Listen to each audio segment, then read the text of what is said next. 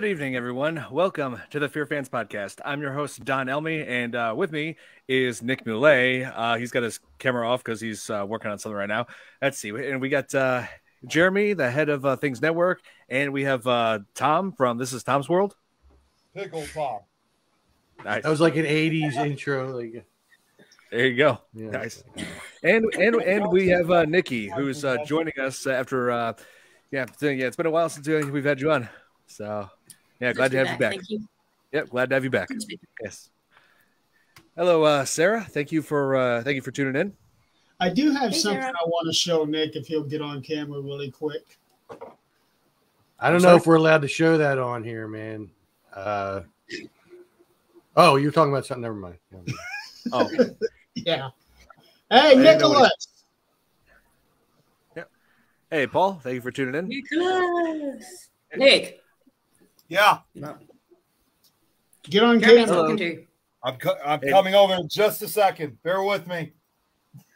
Yeah, Nick's working on his Halloween decorations. He thought now would be a good time for it. I've been So. doing this for a That, while. that should have been done 11 days ago. Yeah, I got my decorations up like a week before October. Mhm. Yeah, See? follow my example, Nick. Hey, hey, hello, sir. Thank you for tuning in. Remind him to plug it in. for sure, Sarah. So today we have got a great show for you guys tonight. We are covering one of the most iconic of Stephen King adaptations, and it is the 1980 classic, The Shining, directed by Stanley Kubrick. And oh man, this is like one of the most iconic horror adaptations of all time. Oh, yeah. Yeah, and glad we're finally covering this on here. So yeah, Jeremy, I see that you got several Shining related things in the background. Yeah, the movies and the books. Yeah. The Stanley Kubrick version, the true version, and then the sequel to the Kubrick version. Doctor Sleep. Yeah, I just got the 4K version of this myself. They made it into a musical. This is new. They made it what? Tell me the bat. Into a musical. Here's Johnny. Yeah. I'm not going to hurt you. I'm just going to bash your fucking brains. Guys, I'll be back. I'll be right over there in just a second. I'm just throwing the boxes away. Nick. But yeah, like I mean, the Shining becoming a musical. I mean, hey, if a high school could make a musical play out of Ridley Scott's Alien, I would think anything's possible. True story. They made a musical out of The Evil Dead as well. Yep. So Yeah. yeah, I haven't seen it yet. I don't know if I want to see it. I agree. The Shining is such a great horror movie and an exciting inspiration. Oh yeah, it is for sure. So The Shining has quite a legacy. It is Stephen King's third novel adapted into film in 1980, and this is like one of the adaptations that Stephen King has a big issue with it because of the way Jack was depicted as like a total psychopath, which is different from the novel. I mean, I still got to read the story. I just bought it.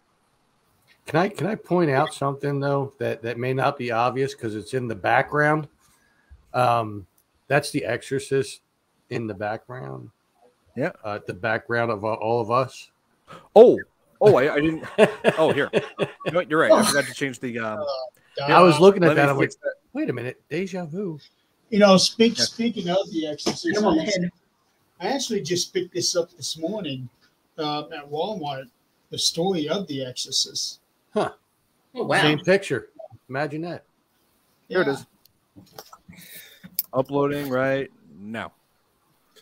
Let me just make this correction here. There it is. All right, what have I missed? He's back. That's cool. Oh, nice. Killer he Clowns. missed it. No, I saw it. Well, but Nick didn't, and I think that's he was doing that to show. Yeah, I Nick, was come about on. to sit down, and then I actually hit my head on one of these damn lights. Well, Nick doesn't think anything because he's inside of a cotton candy cocoon. That's right. True. Get a straw. What is this? Chris, what is this? Is it a link to? I bet you that's the trailer to the musical. Probably. Oh, They want to see cool. the new Exorcist movie. I have not seen it just yet. I've had a busy schedule. Yeah, Nick, hurry up, man. I can still talk. Okay. But yeah, we've had quite the weekend. Nick, why don't you tell them what we did Saturday? Okay, so we had it. Some of you guys might already know this since I posted pictures, but for those who don't, we went to Six Flags Fright Fest, and they ended up going first thing when they opened up, but I ended up going later because I had to work till 1 o'clock, so I wasn't really able to meet with them until 2 o'clock. But it's been a couple of years since I have gone to Six Flags Fright Fest, so it was definitely good to be back. Definitely had a good time. I still wish we could have, done the haunted houses, but understandably in this day and age, as you know, Don, it's very expensive. So it's understandable. You should do what I do, Nick. Hey, Nick, you should do what I do. Buy the season pass. You know what? Here, before that, sorry, who was asking? What were you saying, Jeremy? Where is that? Is that in Chicago? It's in Gurney. For me, that's about a half hour away. So yeah, it's north of Chicago. North of Chicago. It's been in operation since 1976, so it's been around for quite a while. But I thought about getting a season pass done. The problem is, I don't know if you know this, but I was shocked at the price of a daily ticket. Did you know what it is now? It said on the. Go ahead. Well, I mean, the season pass is worth it because you get to go back. Use it as much as you can throughout the year. Well, the problem, and I don't really know. I don't know if I'll be going as frequently as I thought I was going. Well, that's why I didn't think the seasonal pass was necessary. But the daily ticket price was still insane because it said on the wall it was like $50. When I paid for it, it was like $78. Yeah. It was insane just for one daily ticket. That's $300. Well, if you buy the season pass when they're on sale, you get that same price on just every day of the season, anytime you want.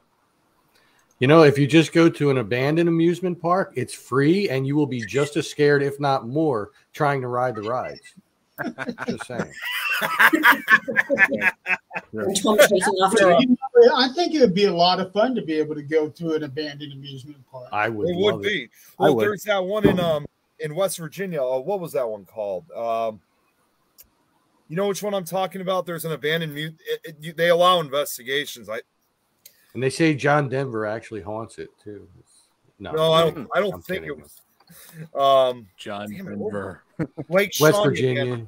It was Lake Shawnee Abandoned Amusement Park in Rock, West Virginia. That's the one I'm thinking of. Okay. Is that the one off the cliff? Hey, Nick, I got something else to show you. You do? Yeah. Well, actually, show everybody. Bend over.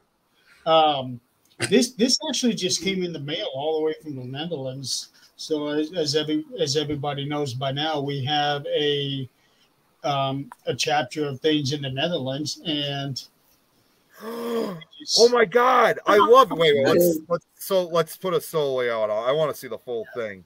That is awesome. Oh, that's cool. That's cool. I love it. The graphics surprisingly is done very well, nice and bright. And the material of the shirt is really, really nice.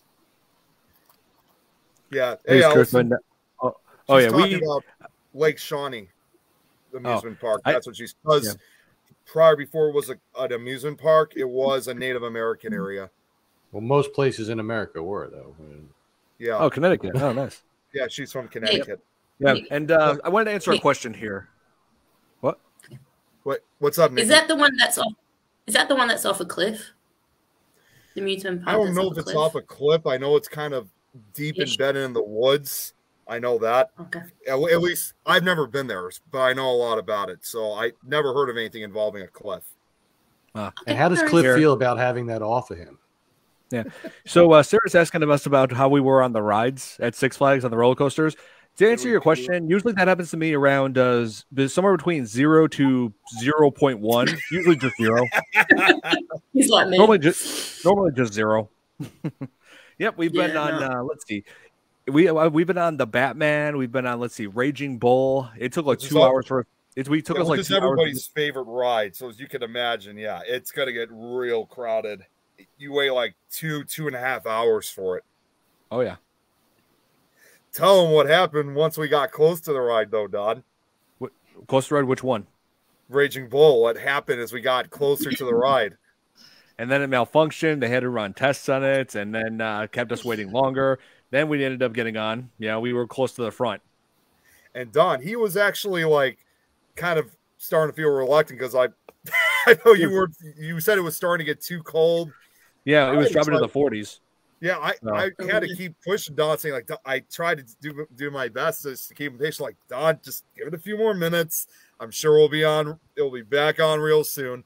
Yeah. And thank God we did. I did, because it finally did come back on. It did.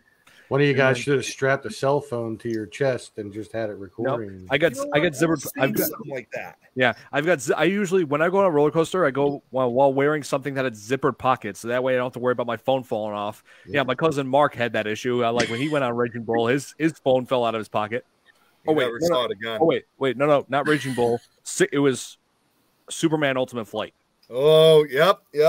See, That'll it's like, Oh wow. I was actually, it's funny you said that, Tom. I said to Don, saying, if only there was some way, like, if I could film this on Facebook Live for everyone to check out without losing my phone. They have harnesses that you can get for like GoPros. Yeah. That go around, like it straps around you and it's not going to go anywhere. Yeah. Only bad thing is you can't pan back and forth unless you can move your chest. But if you got one of those things in front of you, it's a little. Yeah, tough. I know. It's too bad. There's like, I wonder if there's like I don't even know really how to say it, but maybe like a clamp or something like you could put on your hand and have the phone stay attached, so that way you can pan in a way. I'm sure you could rig something up with like one of those wrist guards or whatever that just go around everything but your finger. I'm sure there's something you could probably rig up, or just get the headgear too. They have the kind that's strapped to your head and just stay stationary. That'd be cool. Because So, I've seen people film with them on the roller coaster, so there's got to be a way. As opposed to the animals that film with them. Because right. So Sarah's asking, speaking of rides, don't you just love the long shot of Trike's ride in The Shining? Yes. Stanley Kubrick always has unique ways of like filming his movies. Like every single shot is just exactly how he wants it. Every shot, every set design, every detail. He was like, oh man, he was he wanted everything. He was a perfectionist. It's amazing how he was able to do that sequence because of how smooth everything was. Oh yeah, yeah. That trike shot, like the whole time when Danny was riding that trike all the way down those hallways around the hotel, going over the carpet, then the wood, then the carpet, then the wood, and before coming across those creepy twin sisters. Play with us, Danny. You keep thinking that something's going to pop out at him, or those sisters finally do come out. Yeah.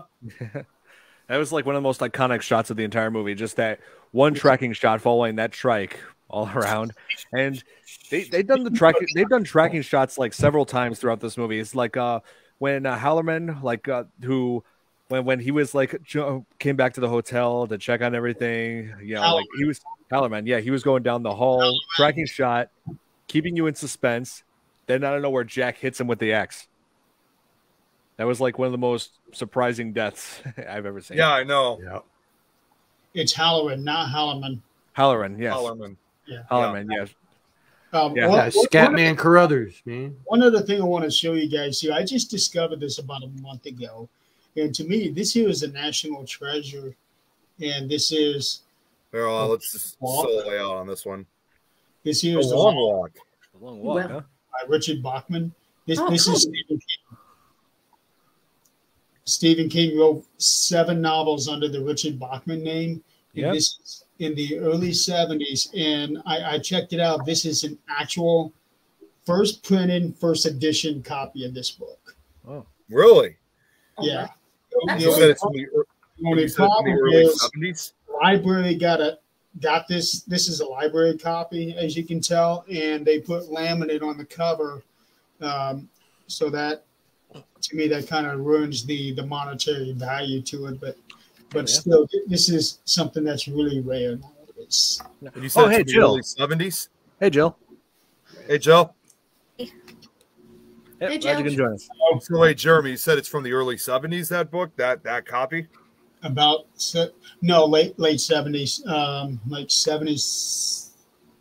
Oh, I don't even know now. I missed it. What Should did have you the year show? on it. What's that?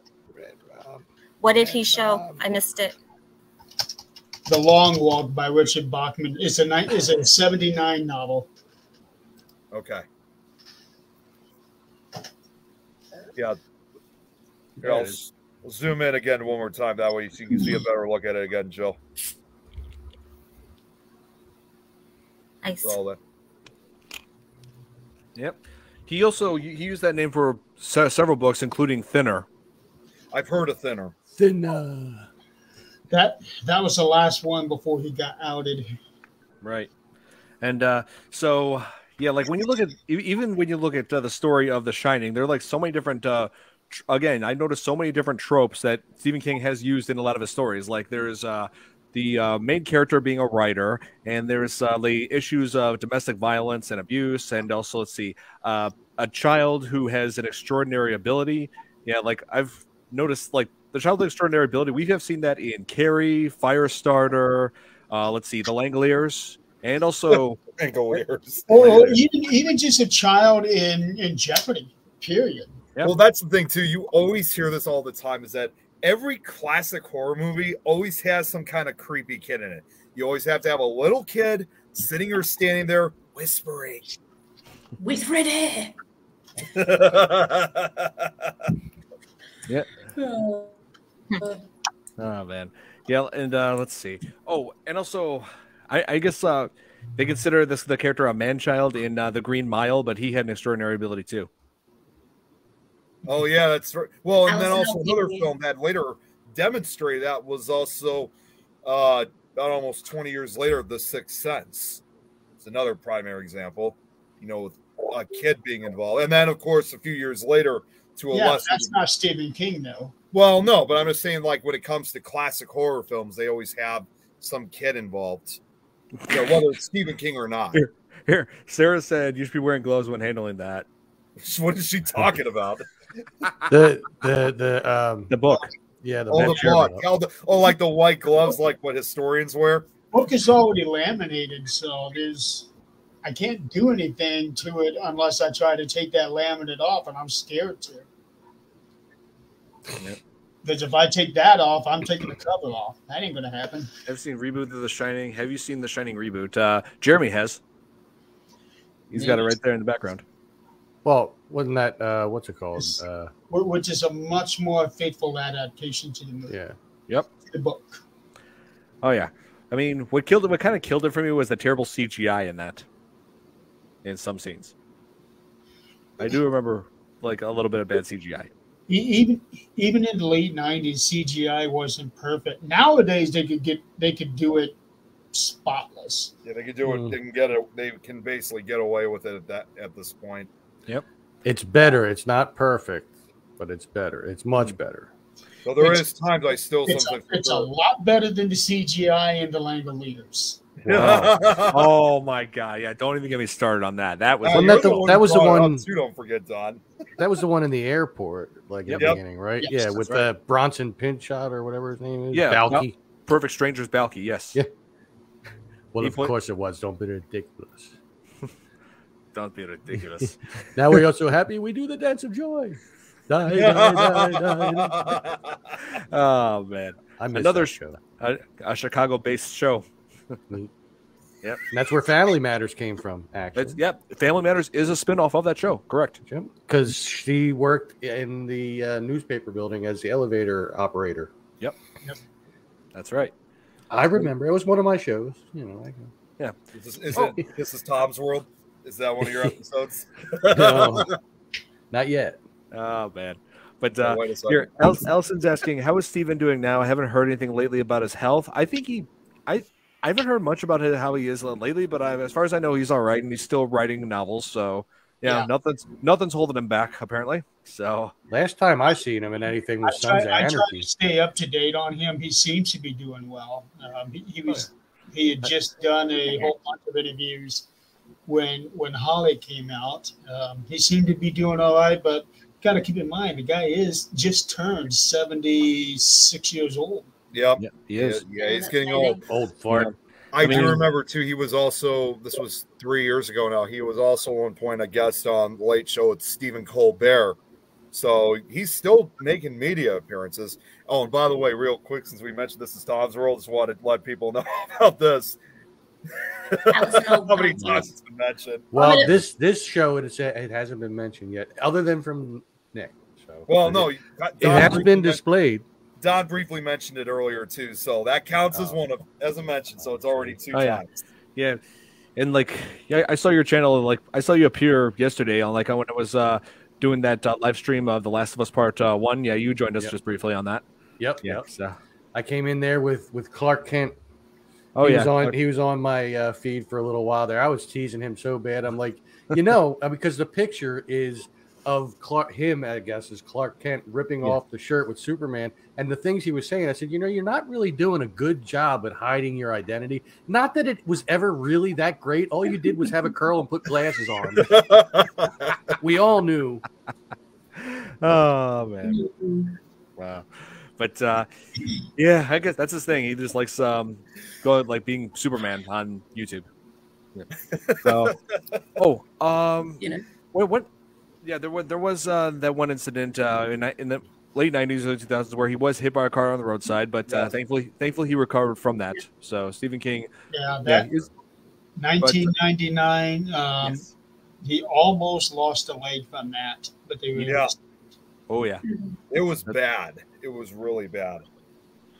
Yeah, but thankfully he had made a full recovery. He was able to keep his legs. So, yeah, I just was always impressed that no matter what went on in his life, Stephen King just kept on doing what he loved. Just kept on putting all sorts of amazing work out there. That's true dedication. It is. While he was still recovering from that, he hand wrote Dreamcatcher. Yep, that's right. Yeah, that's true. Man. Guys, I'll be back. Just one fun. I need to get some water. I'll be right back. Here, Nick, do what I do. Have a drinks prepared on the side. Yeah, come on. Yeah, I've been working. I have an open beer. Yeah, with the program. Chris, I'm prepared. I've got food. I have been to the Stanley twice. Stayed overnight. It's a beautiful, beautiful location. Oh yes. Not just the hotel, not just the property, but the entire city of Estes Park. Just gorgeous. Oh yeah, I've seen pictures of that place. The first chance I get, I'm going. I want to see what that place is like. It is. It's worth going there just for that. Oh yeah. Oh. And when you're at the back, see the picture that everybody sees at the Stanley Hotel, that is actually the back of it. And when you're standing out there, you got that hedge maze that was featured in the movie. Okay.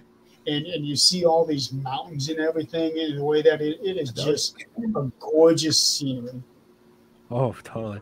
Nick getting prepared, that's not his style.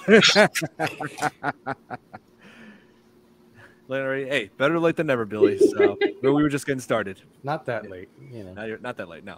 But Stephen King he was inspired to write The Shining by staying at when he was staying at Stanley Hotel back in 1974, and that's what inspired him to write it, because he apparently had paranormal experiences, and I wanted Nick to be here to discuss that further because that's his field. But I wonder where he got the idea for the hedge maze, because it wasn't there. The hedge maze was not in the book. That was the Stanley Kubrick thing. Really? Yeah. Oh, okay.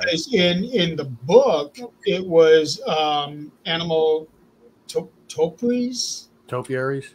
Yeah. It's like bushes shaped like animals. Yes. Yeah, topiaries, yes. I've seen those. Yeah. Now, however, I did read an article. I only read it one time, but it just struck me so weird that Stephen King's original idea in the book was to do a hedge maze. But then he changed it to the animals. Huh. Yeah. Yep. Oh, Billy is saying the miniseries is faithful to the book. Yes, that is true. Jeremy was pointing that out earlier. Nick, we were just discussing how what inspired Stephen King to write The Shining because of his experience in the Stanley Hotel back in 1974. I'm sure you know plenty about it, Nick. So I want to let you answer about it. Yeah, in fact, as a matter of fact, I've actually done an episode of the Stanley Hotel on a previous episode of Nick Files. I'm actually trying. I kind of figured that I would probably need that for tonight. So yeah, but as far as the story goes with Stephen King, it was man, it's been oh wait, I think it was room. What room was that, Jeremy, that this all occurred in? 217. 17. Okay, yeah. 217. Yeah, they sorry, I'm just trying to scroll through information, but yeah, it was where he had an experience that inspired him to write this to eventually write this book. And 217 understandably has been like the most notorious room in the entire hotel. It was, let's see. Okay, so it was in the fall of October 30th, ironically enough, just before Halloween 1974, during their brief residency in Boulder, Colorado. Horror writer Stephen King and his wife Tabitha spent one night at the Stanley Hotel. The visit is known entirely through interviews given by King in which he presents differing narratives of the experience. At the time of his visit, King was writing a book with the working title Darkshine, set in an amusement park, ironically enough, but was not satisfied with the setting. According to John Beam's Stephen King companion, on the advertisement of locals who suggested a resort hotel located in Estes Park, an hour's drive away to the north, Stephen and Tabitha King found themselves checking in at the Stanley Hotel just as its other guests were checking out, because the hotel was shutting down for the winter season. Only a skeleton crew remained, and they were the only paying guests. After checking into room 217, the presidential suite, and after Tabitha went to bed, King roamed the halls and went down to the hotel bar where drinks were served by a bartender named Grady. As he returned to his room, his imagination was fired up by the hotel's remote location, its grand size, and its eerie desolation. When King went into the bathroom and pulled back the pink curtain for the tub, which had claw feet, he thought, what if somebody died here? At that moment, I knew I had a book. In addition, King got the idea for a story about a man who goes crazy at a remote hotel that is closed for the winter. That night, the author had a horrific nightmare in which he saw his 3-year-old son being chased down the hotel's long, empty corridors by a predatory, possessed fire hose. He woke up drenched in sweat and stepped to the balcony to smoke a cigarette. By the time he stubbed it out, he worked out the bones of what would become his third novel and first bestseller, The Shining. And finally, the last thing I'll just read here is in a 1977 interview by the Literary Guild, King recounted, while we were living in Boulder, we heard about this terrific old mountain resort hotel and decided to give it a try. But when we arrived, they were just getting ready to close for the season, and we found ourselves the only guests in the place with those long, empty corridors. King and his wife were served dinner in an empty dining room accompanied by canned orchestral music. Except for our table, all the chairs were up on the tables. So the music is echoing down the hall. And I mean, it was like God had put me there to hear that and see those things. And by the time I went to bed that night, I had the whole book in my mind. King's unfortunate nightmare turned out to be a sweet dream and breath of life for the historic landmark. Wow. The staff isn't here, Mr. King. Yeah. There is another story about 217. Many years, actually, I think it was a couple of decades before Stephen King stayed there.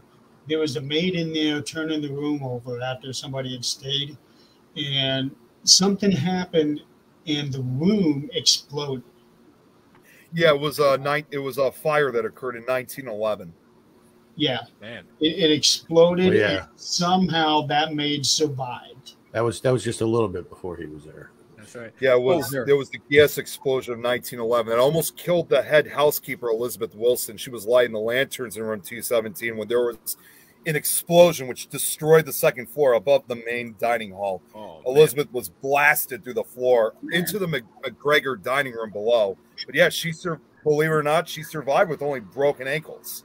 And she ultimately recovered and returned. To answer your question, they are still married. Yes, to answer your question, I was wanted to ask that, Bill. Yes, they are still married. And also to answer your question earlier. Yes, sorry, I wasn't able to answer this earlier. Will you cover the miniseries and the movie sequel in the podcast? Yes, we are interested in covering those down the road. Yes, I've been wanting to see Doctor Sleep. You know, now that I've seen that it's available on HBO Max. Yeah, It's not bad. It's not bad. It's not The Shining. Don't expect The Shining when you see it, but it's not bad. And you actually buy what's his name is Danny too. yes, Yeah. So, Jill, do you have anything to say about The Shining? It's my favorite. She's having some technical issues, just so you know. So she's kind of glitching a lot. Oh, gotcha. Yeah, because I was wondering why it seemed kind of quiet from her end. Yeah, so it's not that she doesn't want to say anything. It's just she's having technical issues. I know that. I figured it was some. I figured it was some technical issue. So no worries. Yeah, but so, I just want. Yeah, go on. Yes. Oh, Scott Nikki? What the hell just happened? Wait, were you asking Nikki something? No. I was saying whatever else you guys were saying. Go ahead. I was going to say something, but I'll wait. Hi, Chris. Chris, okay, so you switched from her Facebook account to her YouTube on here. Okay. Well, YouTube is a really cool place. Chris. Yeah, it's an awesome place. Well, that's why your cool channel. people. That's why you're on. You have your channel. Yes, Ewan McGregor. Yes, he played Danny Torrance as an adult in Doctor Sleep. That's right. Ewan McGregor, great actor. You know, I especially liked him as Obi-Wan. Yeah. And wasn't he in that? Oh my God, what was that ridiculous movie? Where it was like the tall tales and all that. Red. What was it? I know what you're talking about. It's big something. Big Fish. Yes. Oh yeah. Big Fish. Yes. It was. Yeah, it was. You're right. Because I remember one of the characters in that movie was ridiculously tall. Oh yeah. Yeah. I think he was actually part of the Howard Stern crew, that dude. I think. I'm not sure. The actor who played Danny in the original has a cameo in Doctor Sleep. Oh, yeah. Yes. Danny Lloyd, right? Yeah. Yeah. Yeah, he didn't continue acting. No, yeah, he quit acting years ago. And speaking of quit acting, I wanted to bring this up when we were yeah, he became a teacher, yes. I think Jill's having issues. Oh, man. But, I wanted to mention this. So we were talking about Stephen King's health. The one person's health I was concerned with for the past few years has been Jack Nicholson, because he's, as some of you know, Jack Nicholson has, for well over a decade now, has been suffering from dementia. And from what I've been told, it's been getting bad. Yeah, and, I mean, the guy's in his, I think he's like 90 years old now? Getting close to it. He's in his 80s. He's in his 80s, yes. But, that's the reason why he had to stop acting. He retired from it 13 years ago. Yeah, I kind of figured he did. That's pretty much understandably the reason why we really don't see him. I mean, I think every once in a while, I don't know about now with his dementia, but I know over the last couple of years, he had a number of interviews, but he was basically retired from acting other than that. I see. It's really a shame that he had to retire from that, because he had so many iconic roles. 86. Like, Sarah has mentioned the Joker. He was a damn good Joker. Where do they get along? Jack Torrance. His role in A Few Good Men. You can't handle the truth. That's one of the best lines in cinema history. Yes. Well, did you guys know that Jack Nicholson, like in addition to other movies that he's in, and I know it's early for me to even bring it up, but it's involving a Christmas movie. Did you guys know that Jack Nicholson was originally supposed to play the father in the movie A Christmas Story? I couldn't even imagine that. That's right. I actually kind of pictured it, and it's kind of funny that he chose that role, because this was 3 years after he did The Shining. Now he's trying to kill a kid in that movie. This one, mean, he's become known for playing villains in his career, like for playing Jack Torrance in The Shining, Jack Napier, Joker in Batman, and also I believe his last villain role that he did was in The Departed when he played Costello. And oddly enough, there is a connection to One Flew Over the Cuckoo's Nest in two different Batman movies, because Danny DeVito was in that with him. Yes, that's right. That's true. He was also in Little Shop of Horrors. He has been in many movies. That was one of his the original. Yeah. Oh yeah, he was in his early 20s at the time. That's the one that Roger Corman directed. He did the same role that Bill Murray did. Well, see, the earliest movie I've seen with Jack Nicholson, and this was actually in his late 20s. This was back in the 60s. Was the Hell's Angels movie that he was in? I think it was just called. I don't know if it was called Hell's Angels on Wheels, but at that time he was like 29 years old. But they're like, can you imagine the change of trajectory of Christmas Story if Jack Nicholson had? Oh my God! An award. Hell's Angels on Wheels. That's the movie. That's what the movie was called. So that could be anything in there. There could be a bowling alley. Chinatown. Yeah. Oh. Should I bring up Chinatown on the chat or no? Oh yeah, that's right. He was in Chinatown. That's right. I remember I had to see that for a film class years ago.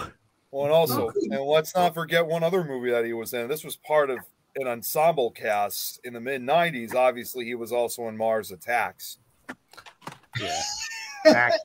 Everybody was in that movie. That's why it's called an ensemble cast. They have all these big name actors in that film, and I don't know how Tim Burton managed to have the money for all those guys, even for Jack. And he played two roles in that money. movie. It was the production company that did that too. Yeah, he played two roles in that movie. Yeah, Jack Nicholson has done some work with Tim Burton. He not only did he star in Batman, but he also played President of the United States in Mars Attacks. And that's what I just said. Yeah, the Western tycoon guy or whatever he was. Yeah, in that movie. Wait, Sarah. It's like asking this. Yes. Was the famous line?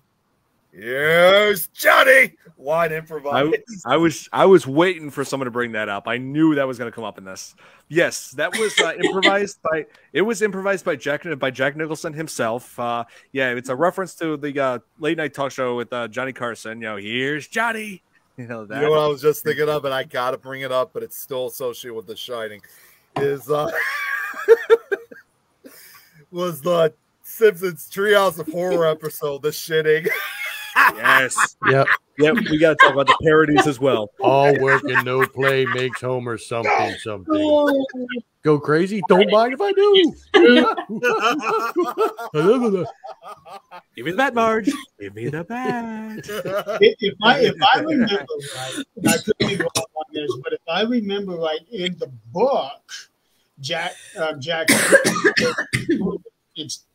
instead of here's Johnny, I think he says boo.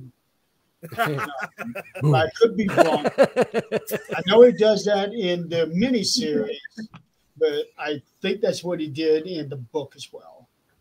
But he did that as the Joker. Yeah. Oh man! And, they parodied The Shining in so much work. Also in South Park. You remember that from 10 years ago?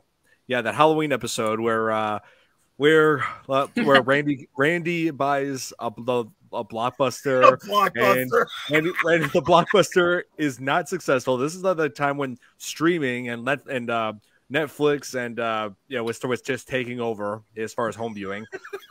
He was getting no customers, and it just drove him insane. He basically became Jack Torrance through that. Oh man. There's a lot of things you guys that Stephen King did not like in it, and it's not just how Jack Torrance was portrayed, but also Wendy.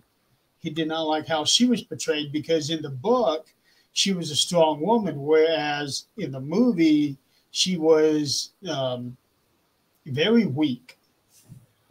Yeah, because I didn't read the book yet. I mean, I just bought it, so that's gonna be my book I'm gonna be reading for the next month or so. But it's a good read. It's a really good read. I will. Shelley Duvall does not exactly strike you as a strong person, especially back then. I mean, hell, she was olive oil, you know.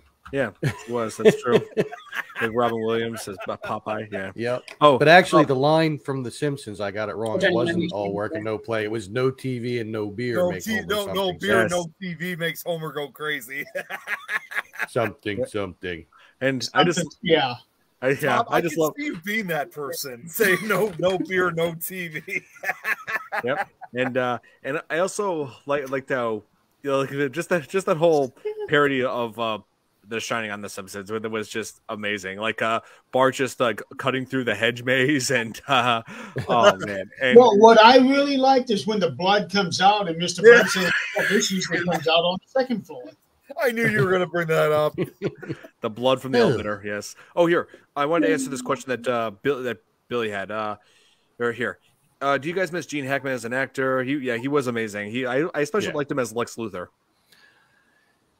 Yeah, I wasn't buying the baldness though. That's not Gene Hackman. I mean, no other role that I could think of was he bald. Yes. For those of you guys who are writers, how much do you relate to Jack Torrance?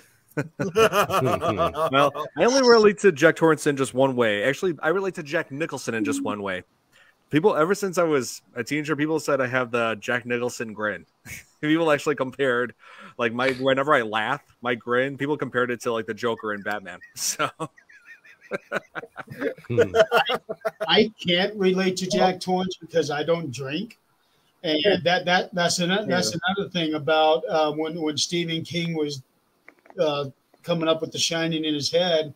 He was an alcoholic at that time, and really bad at it. Yeah. Mm-hmm. You know, I just want to say one other funny moment I was going to say about The Simpsons is when Willie like got the shitty connection for Bar, went to the hotel, he got hit in the back of the head. Like, is that the best you can do? yeah, like that throughout that whole. Willie had like the worst luck throughout that whole Halloween special, and every single story. In the next story after that, where Homer was like traveling through time and like messing up timelines. You know, Willie's like, "You're still not in your own world, Homer. I can get you home, but you have to do exactly as I." Gets in the back, and then Maggie appears and then talks in James Earl Jones' voice. This is indeed a disturbing universe. One thing I liked with Willie was when he was Freddy Krueger in that one. Yeah. Well, he's on fire, and the teacher conference, whatever they were doing there, they said, "Wait your turn. This guy's talking." So Willie, on fire, sits down in the chair. Just sits down like it's no big deal. Oh, that was great. And then he screams. And then just. I mean, unless like all of your nerves have been burned, I don't know how you could just simply sit down and just wait, because I think you'd be screaming bloody murder in reality. Well, he did eventually for a second. Yeah. And then just went. Oh yeah, the time traveling thing with the toast. Yeah. Well, the bottom line is like what he said in the last one. Show. The bottom line is, like he said in the last segment too, is that man, he's bad at this. And the last one, he's like, "Hold on, kids, I'm coming to rescue the lot of ya." And then gets hit with the axe again. And he's like, "Oh, I'm bad at this. I'm bad at this."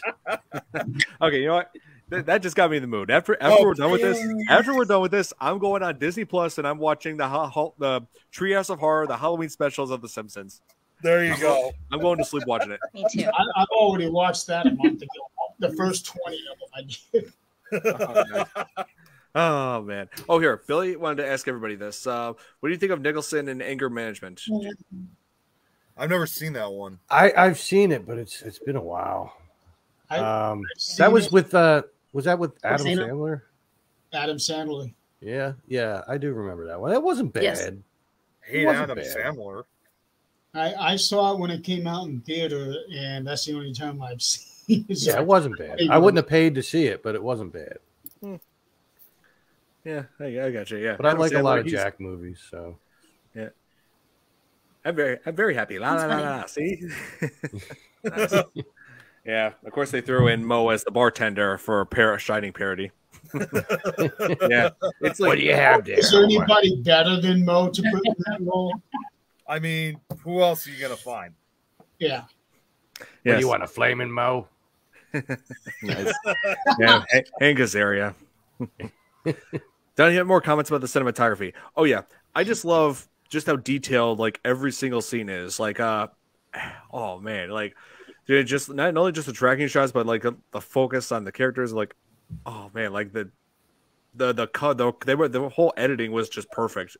Yeah. Like the back and forth with the characters, especially with oh, okay, Jeremy just he probably had to step off for a second. Okay, yeah, no problem, no worries. It's no different than what I was doing earlier. Yeah. Oh, good. It was an I waste your family and I'll keep you up here. Oh yeah, and like especially with that disturbing scene, like that. The editing was great, like in all the scary scenes, like especially like that bathtub scene. Oh my god! Oh my god! That scene was it Mr. Burns in the tub? No, that would have been funny though, huh? They should have done that. I will admit though, I mean that scene that you just brought. Oh, yes. Wait a minute. Zoom in on that.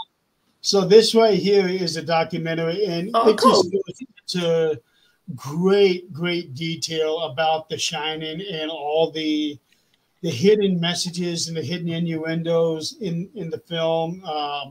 It was like Hey, Warren. Everything that was in that movie, according to this, everything that was in that movie was for a very specific purpose, including positions of certain cans that was in the pantry. Yes, that's right. I was gonna bring that up. Wow. Yeah, I did notice that. Because the way the Campbell's soup was in contrast to the Chunky was I'm just kidding. And also somebody had done an overlay of the film going forward and backward, and there's something that comes together when it goes to the ending credits and the beginning credits. Something lines up perfectly like that. And There's another thing where at a few other places in the movie that just morphs one into the other perfect. It does. Yes. It's just mind-boggling how that movie was made. And to be quite honest, The Shining, this version of The Shining is iconic, legendary, a great movie. But when it comes to adaptations of a book, it sucks. Well, and that's true of every movie that was made from a book, though, when you really think about it. Well, not in the manner that The Shining was. Yeah. There'd be like a 10-15% similarity between the book and the movie, whereas it would be the other way around for most of his other books. Like you take the Anne Rice's Interview with a Vampire, and then they skipped over the whole Vampire Lestat book, and then they just integrated little parts of it into Queen of the Damned. That's right. It was all kind of messed up. And I mean, would I have ever picked Tom Cruise to play Lestat? Hell no. But I mean, they did mess it up a bit. So I mean, that's just one example. Here's one example. Here's one supposed book to film adaptation that completely ignores the book, World War Z. Yeah, World War Z. Never read the book. So. Oh yeah, I've never seen the film, but I've read parts of the book. Oh yeah, the book was written by Max Brooks, who is the son of filmmaker Mel Brooks. Really? Yeah. I did not know that. Wow. Yep. Max it's Brooks. Good to be the king. Yeah, Max Brooks. He wrote World War Z and also the Zombie Survival Guide. I have both books. Here, I can. Well, bring him over just to give you an idea. Hang on. I do have World War Z movie. I knew someone was going to say this in the comments. All work and no play makes Jack a dull boy. I just knew that comment was going to come up sooner or later. No TV and no beer make Homer something. Oh, yes. Starship Troopers book was different. The movie was different from the book in Starship Troopers. You know, and that's another one I like, by the way. Another good sci-fi flick. Wait, that's a book? Yeah. What's up, Vane Ripper? Thank you so much for tuning in. Welcome. I would not have guessed that was a book. But he wrote this first, the Zombie Survival Guide, and this is like absolutely an amazing read. It's like so detailed as far as like any kind of scenario, like any way you could overpower a zombie. this was a fun book to look at. And also, of course, this World War Z, this actually has a very amazing story, like showing a whole world descending into chaos from a zombie virus. Well, I was going to zoom in on the book. So. There you go. Yeah, I remember the Zombie Survival Guide book. I think you showed that to me a while back, Don. I believe I did. I don't hate Tom Cruise. I just hate him as Lestat. I more so accept whatever his name was, the guy in Queen of the Damned. I more so accept him as Lestat. Yes, it is, Sarah. I would Tom Cruise. Yep. Have you watched the series? Oh, the miniseries? Yeah. What do you guys think about the miniseries? Surprisingly, I haven't actually seen the series yet. Same. Yeah. Right now, though. Yeah, to me it was kind of cheesy, like with the visual effects and also the fact that he was using a cricket mallet instead of an axe, and it's like I don't know, it just has a very different feel to it. Like it's not as for me, it wasn't as compelling as Jack Nicholson, going using the axe. Oh, and also I should mention I forgot to tell this to you guys when we were talking about that Here's Johnny scene. Yeah, like he was actually able to take that. Like the reason why Jack Nicholson would just effortlessly took down that door is because he actually once trained as a fire marshal years ago, so he knew his way around an axe. That's right. He knew how to specifically chop a hole in the door just big enough for his face. That's right. Yeah. When he did that Here's Johnny thing, I think he actually did several takes saying different things each time.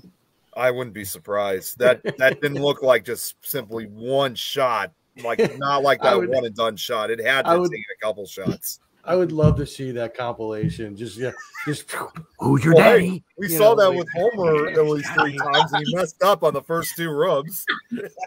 Yeah. David Letterman. Hi, David. I'm Grandpa. So, I think that's I'm what Wallace. All of us tonight on 60 Minutes. Ancient Chinese secret, huh? and that's probably why they did that with Homer in that thing, because Jack Nicholson had done it, and they just took that last one because everybody knew Here's Johnny, that's gold. Yep. Improvising dialogue. Yes. There you go, random Don. lines. Here's Johnny. Yep, I have done that. I have said that. And also the thing about Disney Finding Nemo, they use that line. Like when Bruce the shark was chasing after Marlin and Dory, breaking through a door. When the door was just barely cracked open, you could just see Bruce's face saying, "Here's Brucey." Yes. Here, Billy, I want to answer your question here. Okay, so this is to all of you. If Kubrick lived, would you picture him making and completing AI artificial intelligence? Yes, that's the film that Steven Spielberg took over after Kubrick died. It was a strange film. It really was. Yeah. And you got the feeling. I mean, I don't know, it was definitely more than one person. Even if you didn't know that, because it's like one of those things, just like say with Full Metal Jacket. Yeah. Like that movie, about halfway through, once Pyle kills himself, it's a completely different movie that could exist all on its own. Yeah. Yeah, that's right. That film kind of had that feeling. That's true. Stephen King actually once said that, when it comes to somebody like Stanley Kubrick, and I know what I'm about to say is going to sound absolutely crazy, but you have to remember, a lot of people back in the late 60s did this, of course. He said that, even back in the late 60s, he was ahead of his time, and he doesn't mean he was ahead of other people. I mean, he was ahead, on top of a lot of people, dropped a lot of acid, did a lot of peyote, went to go see 2001: A Space Odyssey in theaters, and he just thought, wow, he was like thrilled with the fact that Stanley Kubrick would eventually make his book into a film. Yes. So it was all the drug experiences, just seeing 2001 that kind of thought, imagine if one of my own books is made by him. And it did over a decade later. That's right. And that's right. Billy does bring a good point. Stanley Kubrick, he was originally going to do AI, artificial intelligence, but did Eyes Wide Shut, that being his last film before his death. Yeah. Yeah. Wow. Yeah. And he has done all kinds of great work, including 2001: Space Odyssey, Clockwork Orange. That's Oh, a good man. film. That one was a really, really strange movie. It was. And extremely risque Never heard too, of it. because he actually had that threesome there in the middle of the movie. Oh yeah. In Yeah. fast motion. Let's say, yeah, with Faster. Beethoven's music. No, wait, was it Beethoven or Mozart? Ludwig van. And Yeah. then the fact that Malcolm McDowell actually almost died in that movie. Yeah, he did. Oh, It was a pretty risky Uh, type. It was a pretty risky act for some of Now, those. Speaking of that, speaking of Malcolm McDowell, now I don't know if they've ever done a film together, but I would have loved to have seen him and Jack Nicholson in a movie together. I got it. Oh my God, that would have been fantastic. In the rain. In the rain. Well, let's talk about that scene from that movie. Oh my God. oh man. When Come on with the rain. What were you gonna say, Jeremy? when Got you caught look up. at 2001, that movie is just on a league of its own. Yeah, it is. That was a different movie. With Yep. everything else. I'm afraid I can't let you do that. You know, What are you some doing? people actually don't realize this about about 2001. I mean, 2001: A Space Odyssey undoubtedly is definitely one of the best science fiction movies. But believe it or not, it's, as crazy as it's going to sound, it's been featured on horror film lists because, obviously people don't really necessarily see it as a horror movie, but it is kind of a horror film in several ways. There was one actor they interviewed when it came out in 1968. He was only 7 years old. Saw that film in theaters and didn't understand it, but it was probably more terrifying than he ever could have imagined because there is a dark point in that film. You're relying on technology that's supposed to support your life. I mean, to support you in every way, especially out in outer space. And then all of a sudden, that machinery turns on you. So it does kind of have a little bit of a horror aspect to it. What are you doing, The Dave? brilliant thing about this movie too is the lack of dialogue. Yeah, there's very little dialogue in the film. Yeah, it is a very visual and visceral movie. Yes, it is. I mean, Stanley Kubrick was always amazing with giving us extraordinary visuals. Yeah. Maybe that comes from his drug experience. Yeah. Well, and Maybe also, he hung too, out with Hunter S. Thompson too much. Yeah, there were even seems things in even just The Shining. There was some out of nowhere moments, like the where Hold on oh one man, second. like when Wendy was like looking for when Wendy was out looking for Danny, and when Jack was going insane, looking in the rooms, and she finds like that one with the man and the bear. Oh yeah, that was okay. So I'm gonna say something about that was- real quick. That scene, when she sees the man in the bear costume, you could literally tell that there's some kind of sex thing going on.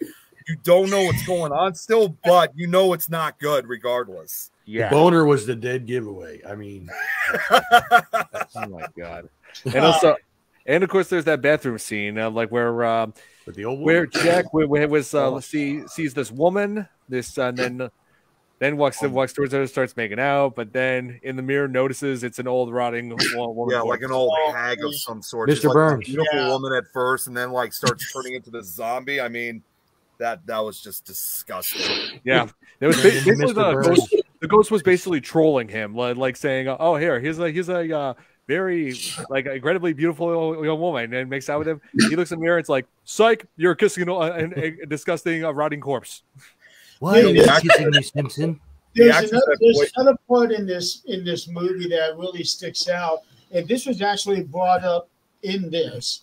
But there is a scene where Wendy and Danny are watching TV. And when you look at the TV, it's got no power cord to it. That's right. Yeah, that's right. Oh, one thing I want to bring up.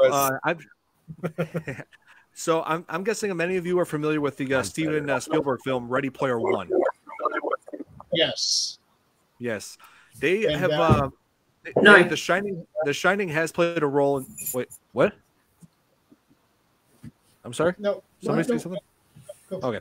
Oh, go ahead. Keep going. So yeah, like The Shining has played a pretty big role in Ready Player One as well, because Ready Player One is like it takes place where there's the video game world called the Oasis. Everybody's trying to find the keys to like win the ultimate prize, becoming the owner of the Oasis. One of the keys is inside. They found out one of the keys is inside the world of The Shining, the movie, because it's one of the all-time favorite movies of the creator of the Oasis. And they go in and you see the outdoor shot of the Outlook Hotel, and oh man, it was like so like they followed just about every detail of that place. And like I saw Ready Player One with my cousin Mickey, and when we saw this together and we saw that outside shot of the hotel, and then Mickey was like, "Wait, Don, is that the?" And I'm like, "Yes."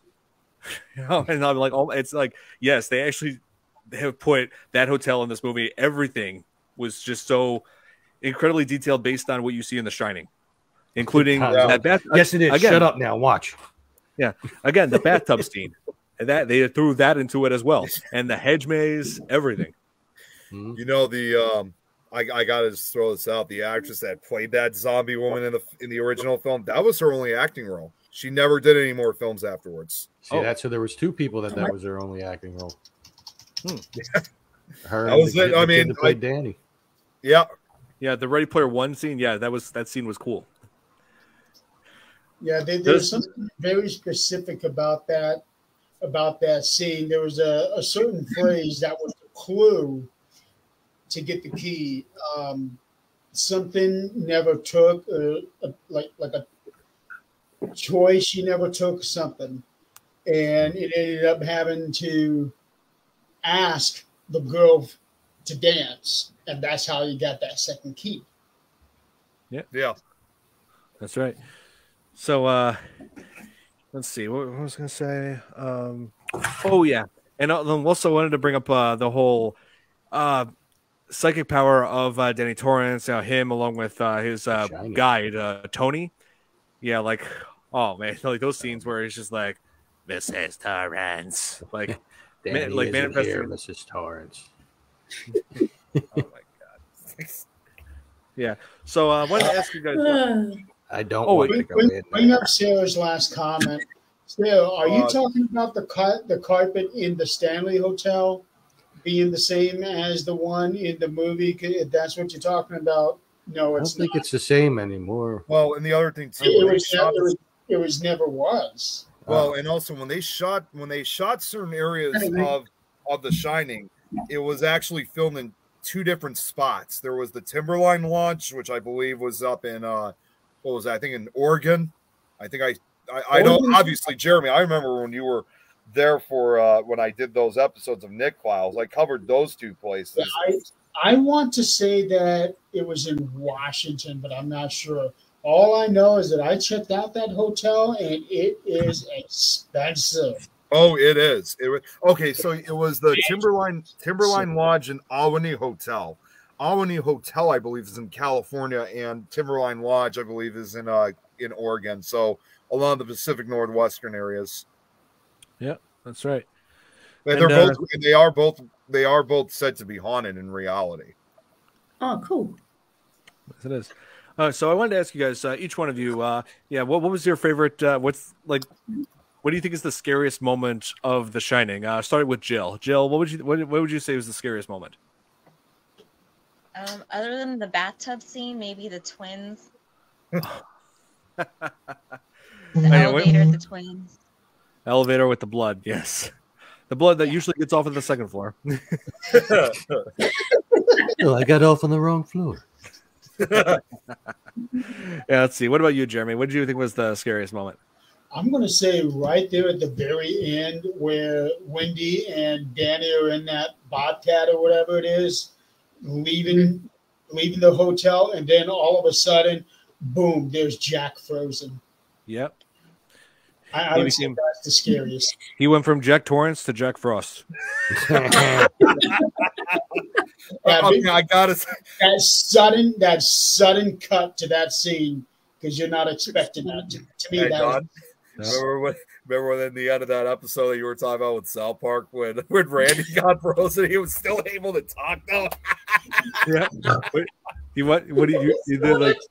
Yeah, then asking him what he wants from McDonald's. Yeah, I'd like chicken nuggets, chicken nuggets.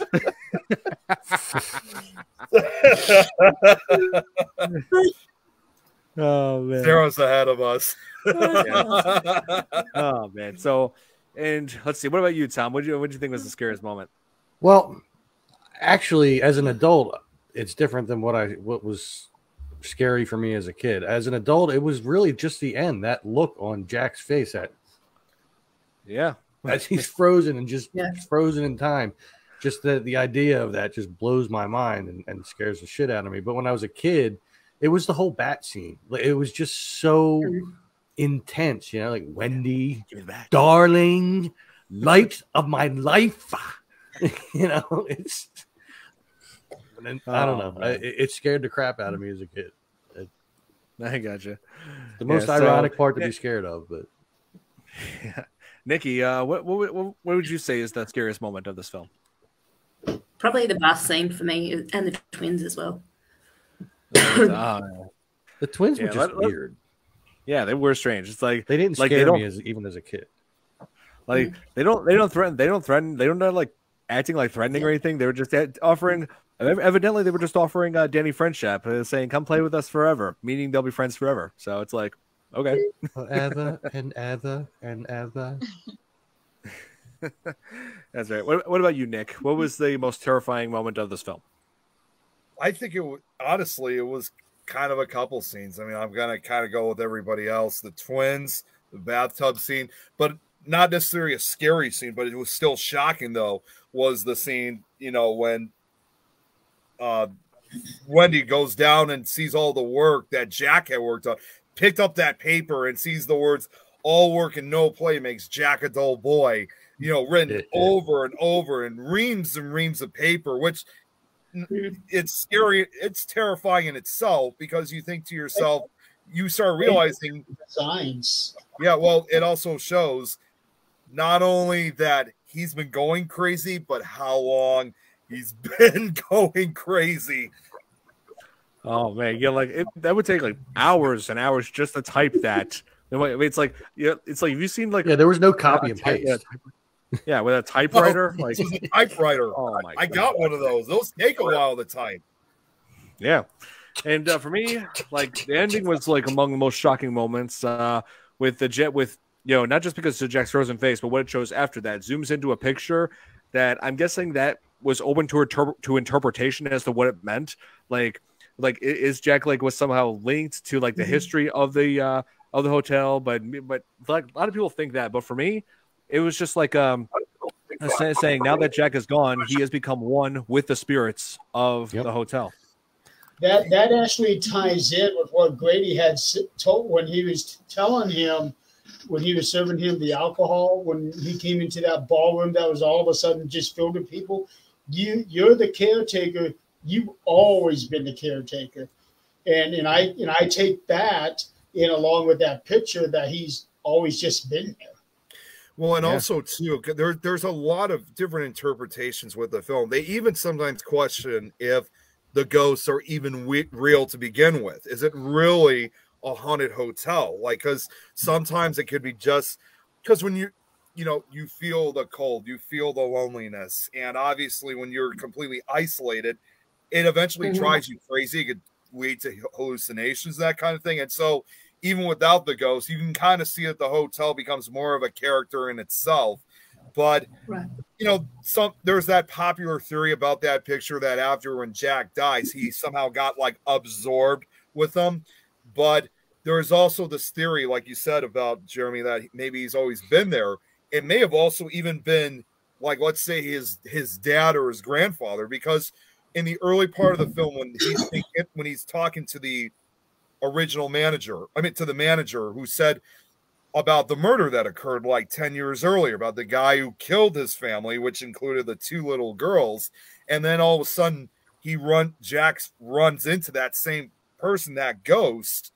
And that was Grady. Yeah, that was Grady. Yeah. Well, and there's even a belief that maybe Jack is actually Grady reincarnated in a way. So he's seeing his past self, and now he's the new Grady. So like you said, Jerry, it's like he's always been there, but it's like he's reincarnated. Essentially, it's like he's seeing his dad or his grandfather in a way. like passing from father to son.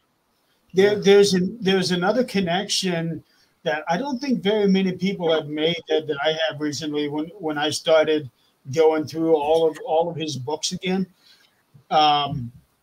Jack Torrance's attraction, if you will, to the hotel is not very dissimilar to the attraction of evil to the Marston house in Salem's Lot. That's right. Yeah. I mean, there's a ton of like what ifs as far as like what really was going on if like the story we saw was just part of everything in his head. I mean, for all we know, he could have just been some insane guy that was in an abandoned hotel and all that was made up, including his family and everything. And, you know, he could have just been going through. I think Stanley Kubrick's intention was, I think, to let the viewers decide. I don't think he had a particular like intentional direction. It was like, I mean, if he was still alive today, if you talk to him today, he would probably say, whatever happens in The Shining is anyone's guess. If you want to believe it's ghosts, if you want to believe it's just hallucinations, if you want to believe it could be just craziness, it's up to you to decide. It's like what they did with the last Sopranos episode, where it just went black. And they said, whatever you think happened, that's what happened. Although I do remember when that happened, me and my dad were pissed. We thought something was wrong with our TV. We're like, no, it was the last couple of minutes. And that in itself was oh, man. There is something that I'm surprised that nobody had brought up. Talking about the scariest scenes in The Shining. It's not exactly scary, but there are two particular scenes not quite halfway through the movie where you can definitively tell this is the point where Jack Torrance is going crazy. And one of those is where he's sitting on his, I think it was his bed in their quarters of the hotel, where little Danny comes in and Jack has him come up and he tries to reassure him, hey, I love you and all of that stuff. But the way that he was acting, you can tell this guy is going crazy. There's another one where he is just staring off into space with this weird look, and the camera is slowly zooming in on him. And those two particular scenes, while not scary, but quite cerebral. Kind of unsettling still in a way. Oh, yeah. Yes. And yes, Sarah, you're right. It's the onion rings. You just grab that one. Like, the onion rings. And that was it. Oh, wow. So I wanted to ask each one of you, when did you first see this movie? Let's start with let's see, Nikki, when did you first see this?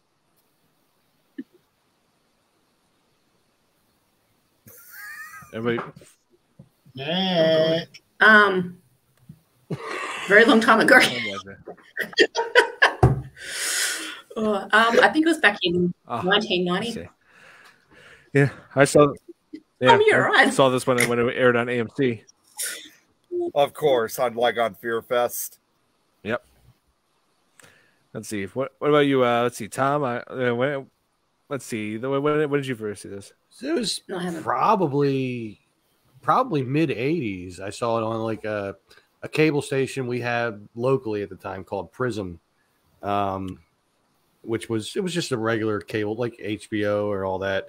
But I'm pretty sure I saw it on there, and I want to say I saw it at my grandparents' house, like late at night by myself. It's the same way I saw Return of the Living Dead.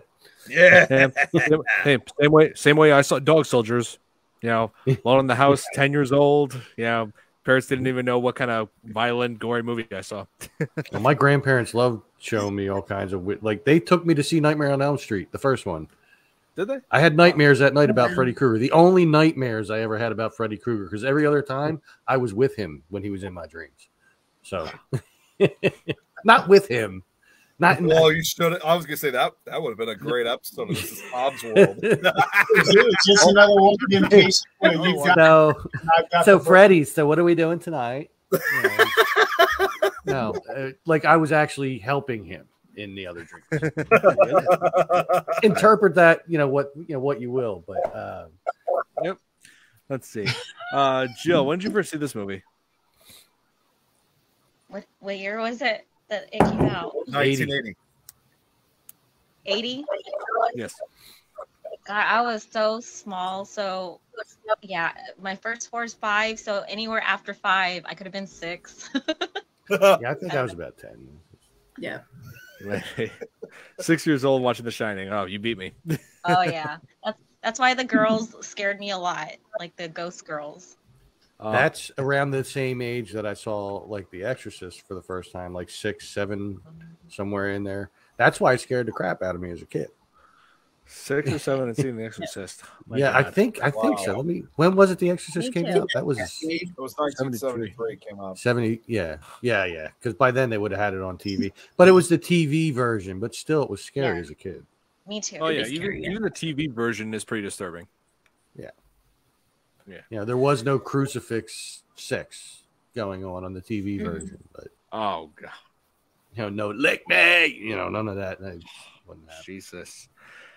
I think we rented it, because oh, you did? Oh. like a rental movie. Yeah, like at a Blockbuster back when that was still a thing. Video Village. Mhm. Oh, right. Oh man, video rentals a thing of the past, and that plays a huge role in that. Like I said, a huge role in the South Park parody. Just that episode showing you that we were going into a completely different time. Oh, here, Billy asks a pretty good question here. What did you cover Scooby Doo on Zombie Island for the podcast? I never If even you thought of do that. that, I am going to be because that is my favorite Scooby Doo movie. Yeah, it is. That's mine too. It's a good one. Yes. Like we really got to do it. It definitely does have a darker plot. Considering Pride. Well, this is the first time where the ghost is real. Yeah, they were on zombies. Scooby-Doo. Yeah.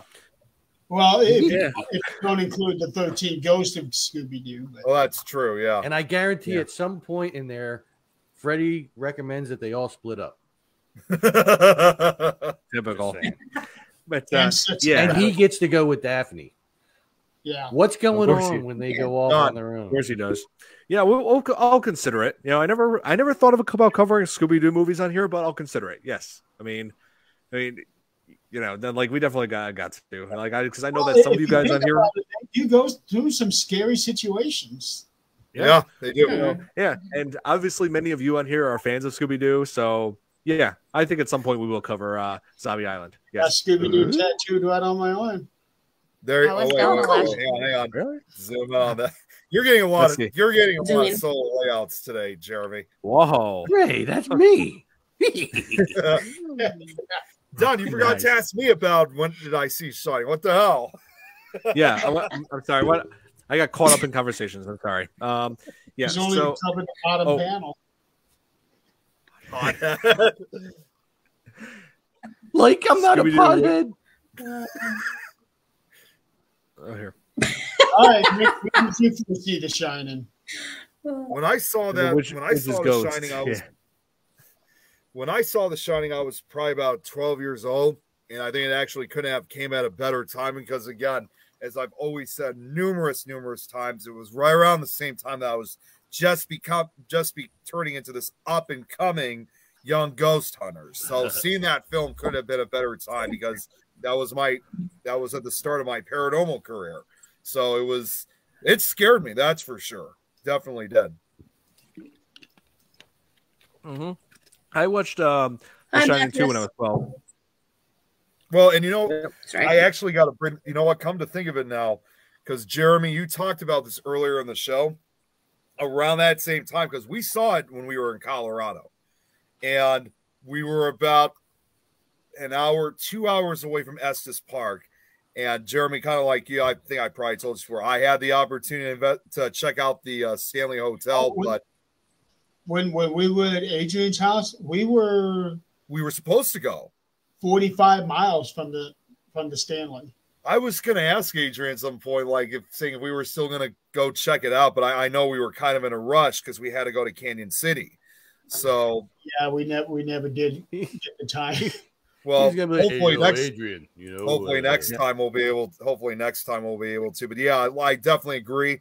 Jeremy, like you said, it's a beautiful building, but man, it is expensive as hell. And you know, even when I went even when I went back in 2006, even though the prices were a little bit lower, it was still expensive as hell regardless. It's a very difficult place to even stay just one night. Although what's kind of cool though, and it should be noted, the Stanley Hotel has its own channel where they play The Shining repeatedly. It does. Yep. Oh man! But I often wonder too. I actually even asked myself at one point, thinking, well, because they made the new one, Doctor Sleep, a few years ago, I wonder if they're going to start adding that one too. But I think they're just sticking to the original film. I don't think Cobra's a horror movie. It's a great movie. So. It's a great movie, but it's more action suspense. Yeah. Yeah. Did Stallone ever do a horror movie? Yeah. Yeah. Well, I was going to say, first time I've seen The Shining, I actually got it at the video rental store. Of course. Yeah. Yeah. My family is actually suggesting also, Billy, like one franchise that's somewhat horror. What's that? Oh, come on! You gotta do that. I mean, my family's been suggesting this. I just got the Blu-ray. I guess just out of nostalgia, but yeah. I mean, people do die in this, so it does have some horror aspects to it. Yeah, and they mimic other horror movies, and what's his name gets rolled up as a joint. Yes, Shorty. Yeah. Sean, yeah. No. Marlon did. Marlon Wayans. Yeah, Marlon Wayans. His name was Shorty in the movie. Maybe I will. Yep. Somewhere down the road, I think we might cover a scary movie. Yeah. Gotta show clips. That'd be good. We could. Well, I'll consider it. Oh, here. Sarah's asking what's the movie for next week. I've been debating. I'm caught between two different movies. One of them is Dawn of the Dead, the original. Yeah, I'm sorry. Dawn of the Dead. Anyway, two that I'm torn between are, let's see, the original Dawn of the Dead, my favorite zombie movie, and also there it is. Just drop it. It's the floor movie. Oh, Sleepy Hollow. I have not seen that one in so long. That's a good film. I figured I remember seeing it, but I can't remember. Is that the one where the guy gets decapitated and while his body falls, his head is still spinning? Sorry. Well, there are decapitations in this. I mean, I figured it's directed by Tim Burton. Yeah, I figured it'd be high time we covered a Tim Burton film. So, Sleepy Hollow. Who would have been? You know who would have been a better Ichabod Crane? Steve Buscemi. Maybe. He looks like Ichabod Crane. Isn't that like film? Isn't Sleepy Hollow like one of Tim Burton's few R-rated movies? Yes, it is. Okay, yeah, I was gonna say I don't know very many R-rated films by him. And Jack Skellington makes a brief appearance in that movie, believe it or not. Really? Yeah. As the Scarecrow. Yeah, that's true. Here on the back. What's this? I'm surprised you guys haven't covered Nightmare Before Christmas yet. Hang on. Well, let's show this quickly, and then yep, there he is on the back of the screen. That's Jack in a Scarecrow. Oh, cool. What's this? What's this? Done. So, after what Jeremy, tell him what because he just brought up about Nightmare Before Christmas. Tell him what the plans were going to be for that one. Nightmare Before what? I'm sorry.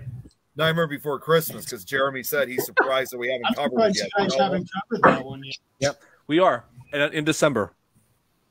Imagine that, of all months. Yeah, we're covering it in December. I didn't want to blow the surprise, but since you guys brought it up, okay, yeah, I might as well tell you. Yes, we're planning on covering it. There's no such thing as a surprise anymore. Haven't you learned that, Don? Yeah, come on, Don. Still, there's one surprise I got cooked up for if we all decide to do a Halloween Fearfans episode. If on Halloween nights, if everybody's up for it, because I know that, I know some of you guys have Halloween parties. I'm just saying if it can be pulled off, I do have the perfect film for that. On Halloween night, I'm going to be watching my 2 favorite scary movies. So Trick or treat. That's not one of them. I already know one of them. Do you want me to say it? I don't care. The Powerpuff Girls. Killer Clowns from Outer Space. Killer Clowns and Halloween. Those are my last 2 movies in my There you go. There you go. Is it a Halloween or Christmas Horror movie? Picture Show. It's like somewhere between Nightmare Before Christmas, somewhere in between. Oh, here, Thanksgiving in November. Oh, you're really gonna do that to us, Sarah? You're really gonna have us put actually, is that movie? I think that is called Thanksgiving. Yeah, that new one that's coming out later Yes, this there's month. a new one coming out. I already did a trailer reaction to it. I said to Don because we went to go see we went to go see the new Saw film about 2 weeks ago, and they showed the trailer of that movie Thanksgiving. And when I saw that, because it's, some of you guys know, some of you guys don't, but Don and I, as well as a few friends of ours, we do what we call holiday movie nights, where we're watching a particular horror film associated with the holiday. And for several years, Thanksgiving was one of those holidays that was just very difficult to decide one movie to watch. And for a couple years, the only thing that we could really think of, which even though it wasn't Thanksgiving related, was Alfred Hitchcock's The Birds. But when we saw this movie Thanksgiving, the trailer, I looked over to Don. I'm like, we finally got a Thanksgiving horror movie now we can watch. Yeah. Was that before?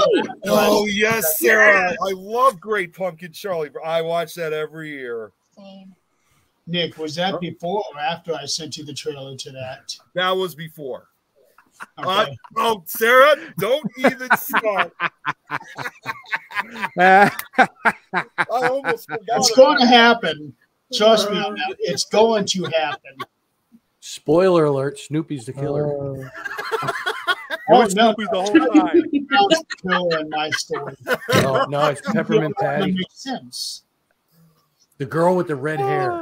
It is snorted. No, it's supposed to be little red-haired girl. That's how she's supposed to be pronounced. Yeah. And yes, we already know about this one. Yes, I know about this, and they're making a sequel to that. I would have thought it was Woodstock. Can you imagine Woodstock carrying a little bitty axe going after her? It'd be like a bee sting. Yeah. Oh, here we're running out.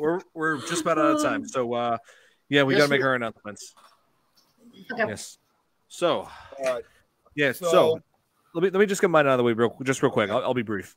Okay. So I'm thinking either Dawn of the Dead, original Dawn of the Dead, or Sleepy Hollow for next week. I'll put a poll on my YouTube channel we'll decide which one we're gonna do. So we got that. And this coming Thursday, I'm going back to playing The Last of Us Part 1. Getting about halfway through the game now, and it has not disappointed me yet. It's an amazing game. I'll pick up on that. And also Monday, I'll be playing that game at the same time at 7 p.m. as well. So You said you're going to put a poll on your channel. Yes. Yes. It's for people to vote. Yeah, for people to vote. You got to vote right. They're going to vote on your poll. Sorry. You're acting like Beavis and Butt. I can tell where this is going. Just Butthead, really. I didn't really have any Beavis in there at all, really. I mean, oh, yeah. Oh, my God. So that's all I got as far as announcements. So, Nick? So, for tomorrow, I know this is the same announcement I made last week. I was unable to do my Nick Files episode on the Phantom Cats as I was hoping to. So I had to reschedule. I got the slideshow completed. So now I know for sure that I'll have it ready for tomorrow. So we'll be talking about the Phantom Cats and Alien Big Cats, or ABCs for short. And then for Thursday, I don't think Lois is going to be on for To the Grave and Back, or Frighteners on Friday. She said she has some stuff going on with her family. I still got to talk to see what we're going to be talking about for Thursday, as well as also the Frighteners on Friday. And Jeremy, I believe for this upcoming Thursday, we have Kendall and Vera Welton from House in Between and Sleepless Unrest, and they have a new documentary coming out called The Haunting Lodge. So I'm really excited about that one. And then on Friday night, it's going to be the three of us, myself, Nick, and Don, on the 13th Dimension, and we're going to be talking about Friday the 13th, not only the film series, but we're also going to be talking about the TV series as well, and maybe even throw in some actual Friday the 13th. So that's right. On the 13th Dimension, on the 13th, you're going to be talking about the 13th. Yeah. Mm-hmm. Pretty much. Yeah. Imagine that. And I got to say, Jeremy, it's definitely great to see 13th Dimension back. So I watched the majority of it. So it was awesome seeing it back. It's 13th Dimension is so near and dear to my heart. That's how it got started in this entire podcast world. So, and plus 13th Dimension, that's just a kick-ass name. It is. It really is. Yeah. Lauren's like, someone wake Jeremy up. I don't know what he means by that, but okay.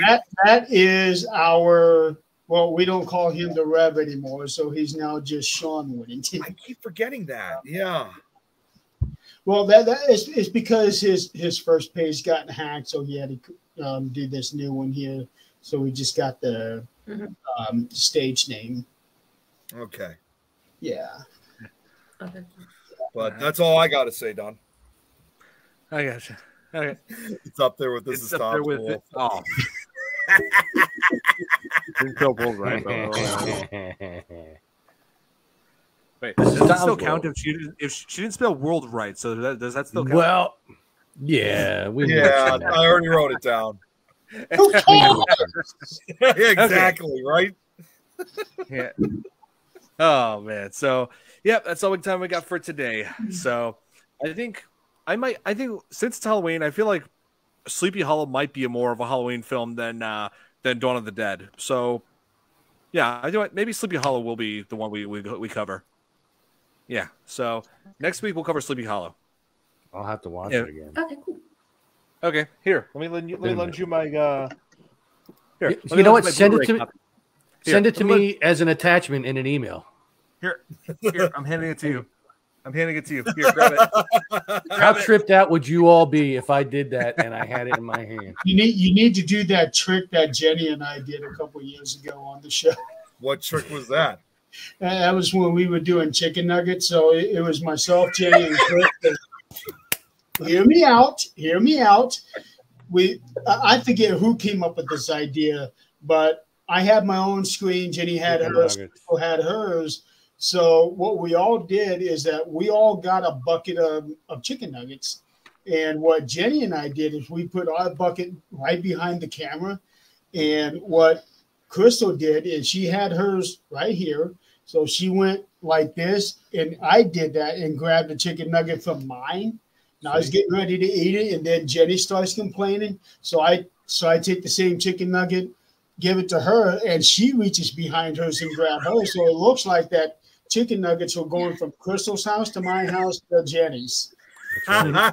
We have secret chicken nugget technology. That is never going to happen. Shaving my head, that will not happen. That happened to me once by accident. Never say never. Hey, right before I went. Let's do a poll on that. Does Nick shave his head? Oh God damn! Yes. I'm just glad Brad's not watching right now. He has to shave his head and get a tattoo of a cockroach right in the middle. No. That is, if I had to get that, I would have no problem scalping myself. Well, you would never see it, so you'd be okay. If only Brad was here to hear that comment. Yeah. Where is Brad? He's missing out. He's probably working. But if that ever happened, I'd scalp myself to get it off one way or another. You'd never see it. Cockroach is never going to be on the top of my head. You never see it if you would never see it. Yeah, but I would know it's there. You would need multiple mirrors just to be able to see it. Exactly. Oh, one final question. Sarah's asking about the beauty contest. Beauty contest? Unless you're talking about the face of horror. Yeah, that's what I was going to say. I'm still sitting in fourth place. So there's two 2 more days left of that, and if I can get into the top 2, then I'll move on to the next round. But right now, I'm sitting in 4th place, and I have no idea how far behind I am. The German guys need Shepherd to vote. shaved ass is in Vote 3rd. for him. Sorry, Sopranos thing. Yeah.